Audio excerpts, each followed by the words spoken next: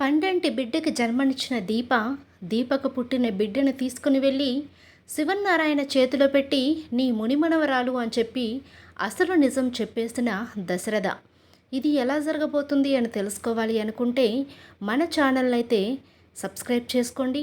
అలాగే కార్తీక దీపం సీరియల్లో ముందుగా ఏం జరగబోతుంది అని తెలుసుకోవాలి అనుకుంటే గనక ఈ వీడియోనైతే పూర్తిగా చూసి లైక్ చేయండి. ఎపిసోడ్లోకి వెళ్ళిపోతే ఇంకా అందరూ పడుకొని ఉన్నప్పుడు దశరథ, సుమిత్ర అందరూ కూడా పడుకొని ఉన్నప్పుడు దశరథకైతే కార్తీక్ సడన్గా ఫోన్ చేస్తాడు. ఇంత మధ్యరాత్రి ఫోన్ రింగ్ అవుతుంది, ఎవరండి అని చెప్పి సుమిత్ర అడుగుతూ ఉంటే, ఏమో సుమిత్ర చూస్తాను నేను కూడా ఎవరో అని చెప్పి చూసేసరికి ఫోన్లో కార్తీక్ అయితే ఫోన్ చేస్తున్నట్లుగా ఫోన్ రింగ్ అవుతుంది. కార్తీక్ ఫోన్ చేస్తున్నాడు సుమిత్ర. అదేంటండి ఈ టైంలో చేయడం ఏంటి కార్తీక్, ఏం అర్జెంటో ఏంటో ఒక్కసారి లిఫ్ట్ చేయండి అనేసరికి దశరథ అయితే ఫోన్ లిఫ్ట్ చేస్తాడు. లిఫ్ట్ చేసి మాట్లాడగానే, మామయ్య మామయ్య దీపకి నొప్పులు స్టార్ట్ అయినాయి, దీప తట్టుకోలేకపోతుంది, నేను వెంటనే హాస్పిటల్కి తీసుకువెళ్తున్నాను, నీకొక మాట చెప్దామని చేశాను, మీరు అటు వచ్చేయండి మేము వెళ్తున్నాము అని చెప్పేసరికి దశరథ కంగారు పడుతూ, అవునా మేమిప్పుడే బయలుదేరుతున్నాము అని చెప్పి ఫోన్ అయితే కట్ చేస్తాడు. ఏమైందండి ఇప్పుడే బయలుదేరుతున్నాము అంటున్నారు, ఎక్కడికి వెళ్తున్నాము ఇప్పుడు అని చెప్పేసి అంటూ ఉంటే, దీపకి నొప్పులు స్టార్ట్ అయినాయి అంట సుమిత్ర, పద వెళ్దాము, కార్తీక్ వాళ్ళు చాలా భయపడుతున్నారు, దీప చాలా బాధపడుతుందంట అనడంతో సరే పదండి అని చెప్పి ఇద్దరూ కూడా హడావిడిగా లైట్లు వేసి హాల్లో బయలుదేరుతూ ఉంటారు. హాల్లో సౌండ్ అయ్యేసరికి శివన్నారాయణ లేచి వస్తూ ఉంటాడు. అమ్మా సుమిత్ర, దశరథ ఎక్కడికి వెళ్తున్నారా ఇంత అర్ధరాత్రి పూట ఎవరికి చెప్పకుండా అని చెప్పేసి అనేసరికి, నాన్న ఇప్పుడే కార్తీక్ దగ్గర నుండి ఫోన్ వచ్చింది, మిమ్మల్ని ఎందుకులే డిస్టర్బ్ చేయడం, రేపు మార్నింగ్ చెప్దామని మేమిద్దరం బయలుదేరాము, దీపకి నొప్పులు స్టార్ట్ అయినాయి అంట, దీప చాలా బాధపడుతుంది, వాళ్ళందరూ కూడా భయపడుతున్నారు అని చెప్పడంతో, అవునా పదండి నేను కూడా వస్తాను అని చెప్పి వీళ్ళ ముగ్గురు కూడా బయలుదేరుతారు కారులో. అలా హాస్పిటల్ దగ్గరికి అయితే వెళ్తారు. వెళ్ళేసరికి దీప బాగా నొప్పులు పడుతూ ఉంటుంది. అలా నొప్పులు పడుతుంటే సుమిత్ర బయట బాధపడుతూ ఉంటుంది.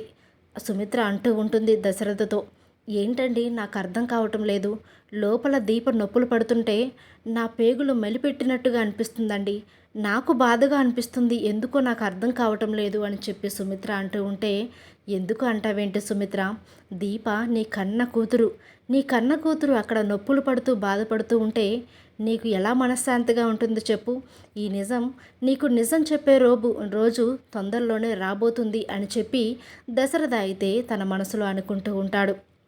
ఇంకా దీపకి డెలివరీ అయిపోతుంది. బయటికి వచ్చి డాక్టర్ గారు, కార్తిక్ గారు మీకు పండంటి ఆడబిడ్డ పుట్టింది, బిడ్డ చాలా బాగుంది అని చెప్పేసి మీరు వెళ్ళి చూడొచ్చు అని చెప్పడంతో ఇంకా అందరూ కూడా లోపలికి వెళ్ళి చూస్తూ ఉంటారు. అప్పుడే శివనారాయణ చూసి మురుసుకొని బయటికైతే వచ్చేస్తాడు. వచ్చిన తర్వాత దశరథ ఆ బిడ్డను తీసుకొని తన చేతుల్లో ఎత్తుకొని ముద్దు పెట్టుకొని తర్వాత ఆ బిడ్డను తీసుకుని వచ్చి శివనారాయణ చేతుల్లో అయితే పెడతాడు దశరథ. దాంతో శివనారాయణ షాక్ అయిపోతూ ఉంటాడు. ఏంటి దశరథ, లోపలికి వెళ్ళి చూసొచ్చాం కదా, తల్లి బిడ్డ క్షేమంగా ఉన్నారు, బిడ్డ కూడా అదే మీ అమ్మ కూడా చాలా అందంగా ఉంది అని అంటూ ఉంటే ఒక్కసారిగా దశరథ తన కళ్ళల్లోని భావోద్వేగాన్ని ఆపుకోలేక ఏడ్చేస్తూ ఉంటాడు. ఏమైంది దశరథ, ఎందుకు నీ కళ్ళ వెంట అలా నీళ్లు వస్తున్నాయి అని చెప్పి శివనారాయణ అడుగుతూ ఉంటే, నాన్న దీపక పుట్టిన బిడ్డ ఎవరో కాదు నీ మునిమనవరాలు అని చెప్పడంతో శివనారాయణ ఆ బిడ్డను తీసుకొని ఒక్కసారిగా షాక్ అయిపోతూ ఉంటాడు. నా మునిమనవరాలు ఏంట్రా, జ్యోత్స్నకి పుడితే కదా నాకు మునిమనవరాలు అయ్యేది అని చెప్పి శివనారాయణ అంటూ ఉంటే, లేదు నాన్న, నీ అసలైన వారసురాలు, నీ అసలైన మనవరాలు మా కన్న కూతురు దీప నాన్న అని చెప్పడంతో శివనారాయణ షాక్ అయిపోతూ ఉంటాడు.